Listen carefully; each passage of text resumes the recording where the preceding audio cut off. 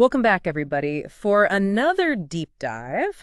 And today we're going to be exploring something pretty interesting. Yeah, Um, I'm really excited about this one. yeah, so today we are going to be looking at the Pashupatinath temple in Kathmandu Okay.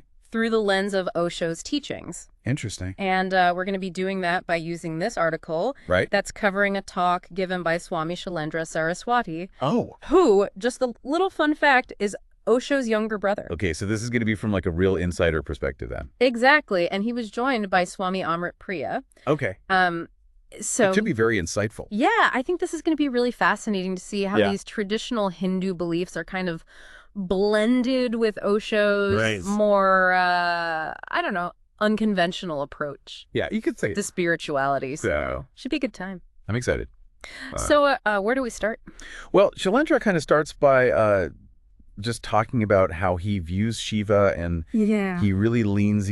On Osho's writing. So he references Okay. the Book of Secrets, Yeah. Kantra Sutra, and Shiva Sutra. Oh, wow. So he's really going deep into the philosophy and Yeah. the background here. Yeah, and then he really starts to kind of delve deeper into Pashupatinath, Okay. particularly the five faces. Okay.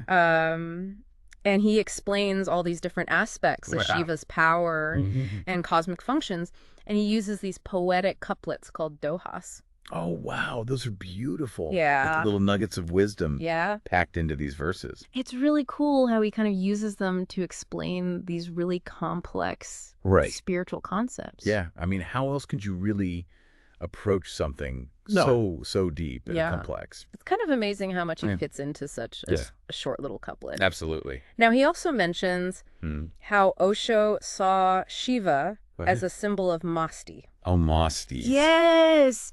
This Yeah. idea of divine ecstasy. Right. I remember reading about that. Yes. This is a really interesting concept. I thought that was really intriguing. Yeah. How do you kind of interpret that in relation to Shiva's famous Tandava dance? I think that's where it gets really interesting, right? Because the Tandava Yeah. is often depicted as this like very wild, frenzied Yeah. dance of creation and destruction. Right. But you look at it through that lens of Masti, Yeah. and it really suggests that there's this element of like pure joy Yeah. and liberation in that cosmic dance. Okay. So it's not just about power, Right. but it's also about, experiencing the divine through this ecstatic movement. Not just this like fear and destruction, but like Exactly. this joyful kind of Yeah, it's like a joyful like embrace of totality totality of existence. of existence. Okay. Yeah, That's interesting. it is. Then there's the Trishul, Oh, the Trishu, Shiva's trident, Shiva's trident. which Shailendra gives a fascinating interpretation to. Yeah, what does he say about that? So he sees it not just as a religious symbol, Oh, but also as a representation of subatomic particles. what? Yeah. Like electrons, protons, neutrons. Electrons, protons, and neutrons. Wow, that's a very different way of looking at it. Yeah, I thought that was really cool. Yeah. And it was... So he's saying that It's cool because he's kind of drawing this parallel. he's drawing a parallel between science and spirituality. Yeah, he suggests that science breaks things down and analyzes them. Right. And then spirituality seeks to connect and integrate. Okay, so the Trishul, with its three prongs, becomes this symbol of unity, Yeah. representing like the fundamental building blocks Right. of the universe. And then he even goes on to connect the Trishul to the three rivers, Ganga, Yamuna, and Saraswati, Oh, further emphasizing this idea of unity. yeah. He's really hammering home that point. And interconnectedness. Yeah, it's like he's saying that whether we look at the world through Yeah. the lens of science or spirituality, Mm-hmm. we're ultimately dealing with the same fundamental reality. Yeah. Yeah, it's just a matter of how... Yeah, just different perspectives. how we look at it. Yeah. And he even brings in his background as a doctor. Okay. And he talks about how dancing and music release endorphins, which can make you sleepy. Okay. And then he links that to sleep being a kind of mini death experience, Oh, which I thought was pretty deep. that's pretty out there, Yeah. but I like it. So it's really interesting how he kind of weaves together Yeah. It's very Osho. science, spirituality, and personal experience. Yeah, to draw those connections between what seem like disparate realms. Yeah. Yeah, that's very much in line with Osho's approach. And speaking of Osho's teachings, Yeah. Shailendra really emphasizes that Osho didn't believe in being overly serious about spirituality. He didn't. No. Yeah. He thought you should, embrace life fully with all its joy and chaos Okay. and find the divine within that experience. So like really live life to the fullest. Yeah. And find that divinity within it. And then the talk goes on to kind of delve into all these different meditation techniques that are associated with Shiva. Look, what kind? Like Omkar chanting. Okay, sure. And they even talk about the use of cannabis as a tool to achieve samadhi. No, that's interesting. Which is a state of profound meditative absorption. Mm-hmm. I was kind of curious about that. Yeah. How does that fit in? How does that fit in with this whole concept of samadhi? Yeah, because it seems a little unconventional. It does. It does. But I think it's really important to understand this in its historical context. Okay.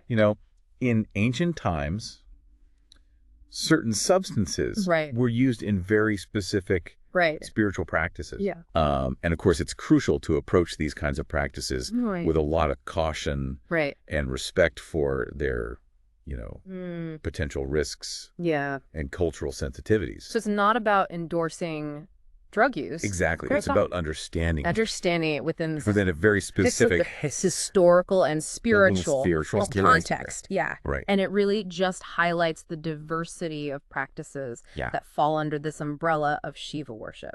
That's interesting. Yeah.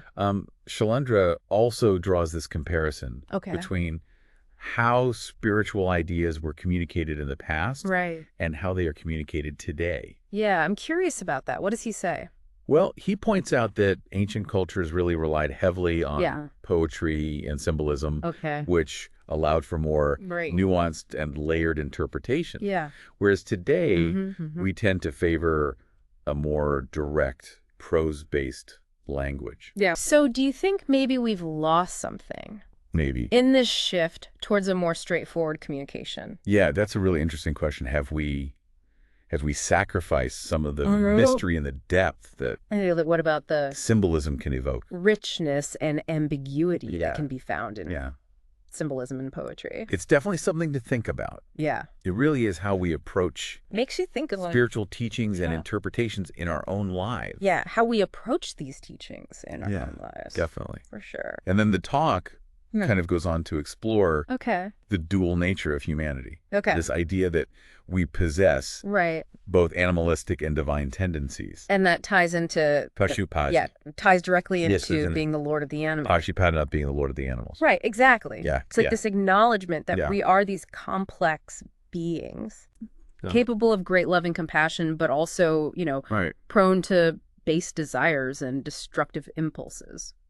So this is like a very honest look at what it means to be human. It is. It is. It's like really acknowledging the full spectrum. That's interesting. Yeah. And then there's this whole pilgrimage aspect. Oh, okay. He mentions the 4 Shiva pilgrimage sites in India. Right. And then the one in Nepal, Pashupatinath. Yeah. And he kind of suggests that visiting all 5 of them represents a kind of spiritual completion. He does. Okay. And he connects. So he's connecting these sacred sites across the 2 countries. Yeah, he's connecting these, highlighting this shared spiritual heritage. Sacred sites across both countries. Yeah. And it's interesting because he uses the term completion, but he doesn't, I don't think he actually means you have to physically visit all 5 sites. Right. It's more about the internal journey. Yeah. Internal journey and transformation. It's like a metaphor. Yeah. It's about the inner pilgrimage. It's the symbolism of the pilgrimage rather than the physical act of traveling to the planet. Exactly. And then he kind of weaves in stories of the Pandavas and Bhima. Oh, yeah. These epic figures from Hindu mythology, which just adds another layer of meaning. Adds a whole other layer to the concept of pilgrimage. To this whole concept of pilgrimage. And then he mentions that the event included an opportunity for attendees to receive Diksha, a form of spiritual initiation. Right.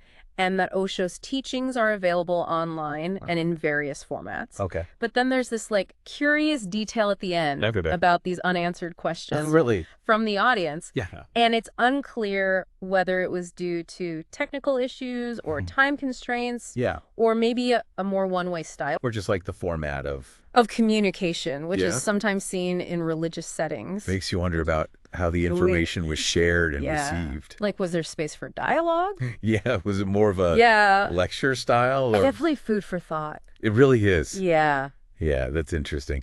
Yeah, it really does feel like we're witnessing this clash of perspectives. Yeah. The traditional world of Hinduism kind of meeting Osho's more contemporary spiritual movement. It's fascinating to see how Shailendra tries to bridge those two worlds. He does. You know, he's clearly grounded in these Hindu traditions, but he also brings in these like modern, almost scientific interpretations. Right. And that's what I think is so interesting, is that it shows that, you know, spirituality is always evolving. How we understand and apply these ancient teachings changes as our understanding of the world around us evolves. Right. It makes you wonder how Shiva himself would feel about all these different interpretations, you know? Exactly. We're talking about a deity who's been worshipped for centuries, and now we're looking at his trident through the lens of subatomic particles. It's true, but it's also like a reminder that even these ancient symbols can hold new meaning as we grow and as we learn. Yeah, and it's up to each of us to find that personal connection to these symbols and these teachings. Yeah. Speaking of personal connections, I'm curious about your thoughts on this whole Masti concept. Yeah, what about it? You know, it really paints this different picture of Shiva than this like stern, ascetic image that we often have of deities. It is kind of refreshing, isn't it? It is. Like this idea that spirituality doesn't have to be all about renunciation and self-denial. Yeah. Like Masti is a reminder that there's room for joy, for ecstasy, for really like embracing the fullness of life. And I think that really resonates with people today. It does. Yeah. It really does, especially in our modern world where we're so focused on productivity and achievement. Yeah, it's like a call to let go of this need for constant control and just allow ourselves to experience the divine through this. Like Shiva does in his dance. Joy and spontaneity. Yeah. Yeah, so connecting this back to the Pashupatinath temple, what do you think it means for those who worship there? That's a great question. Are they looking for Masti or are they looking for something else? I think it really just highlights that there's no one right way to connect with the divine. You know, some might find solace in the rituals and traditions, while others might be drawn to that more ecstatic energy that Shiva embodies in his dance. Or maybe even a blend of both. Maybe it's a blend of both. Yeah. You know, they find comfort in those familiar practices. Yeah, right. But they're also seeking those moments of transcendence and joy. It's about finding a balance. It is. Between structure and freedom. Exactly. Discipline and surrender. Yeah, and maybe that's part of what it means to embrace that duality, the animal and the divine. Yeah. So where does this leave us in terms of Shailendra's message and how it relates back to Osho's teachings? Well, I think he really offers this very unique perspective on integrating this ancient wisdom with modern insights. Yeah, he really challenges traditional interpretations and draws these connections between these seemingly separate fields, like science and spirituality. He also emphasizes personal experience. He does. And the idea that spirituality is constantly evolving. Like Shiva himself, right? Always in motion, always changing. And ultimately, I think he invites us to find our own path. He does. And to explore our own unique connection to the divine. I think so. And to do it with the sense of joy and Masti. Yeah. Which is... That's a powerful message. A powerful message. It is. And one that I think will resonate with our listener long after this deep dive. For sure. But before we wrap up, I'm curious about something else that Shailendra mentioned. What's that? The significance of pilgrimage. Right. And how visiting all 5 Shiva sites represents this spiritual completion. Yeah, he talks about that. And it's important to remember that he's not talking about this literal physical journey. Right. It's more about that internal journey of self-discovery. Right. So it's more about this transformation, symbolism of the pilgrimage than physically traveling these places. The intention behind the journey and the willingness to open yourself up to new experiences and new perspectives. That makes sense. Yeah. But it raises another question. If the pilgrimage is really about this internal journey, what does that mean for those of us That's a good question. who maybe can't physically travel? It is a good question, and I think it speaks to this idea that, spirituality is accessible. Right. You don't need to embark on this grand pilgrimage to connect with the divine. Yeah. It's something that's available to us. That's available right here, right now. To us right here. Within ourselves. Right now. So it's more about it's the mindset, the intention that we bring to our spiritual practice. Regardless of where we are, our location, or what you're doing. What we're doing. Yeah. I love that idea that spirituality is accessible. I do too. To everyone, regardless of their circumstances. And it kind of brings us back to Masti, doesn't it? It does. Find that joy and ecstasy in the everyday. Right. You don't need a temple or a mountaintop to experience the divine. It's all around us. It's all around us. Just waiting to be discovered. So as we reach the end of our deep dive, what are some key takeaways for our listener? Glean from all this. What can they glean? From Pashupatinath and Osho's teachings. Yeah, from exploring Pashupatinath and... Well, I think it's an invitation to look at these ancient symbols and teachings with a fresh perspective. Yeah.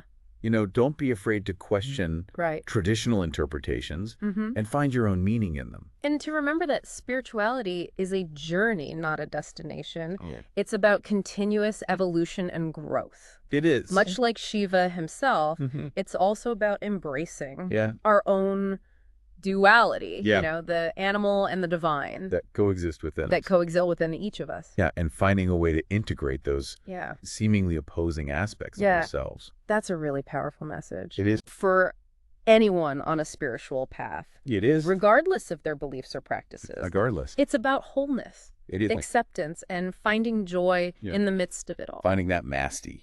It really is. It's like this call to really embrace every part of ourselves and find that balance. Absolutely. And speaking of duality, Shailendra's talk leaves us with this really compelling image of Pashupatinath, the Lord of the Animals, who really embodies that concept. It's such a powerful symbol.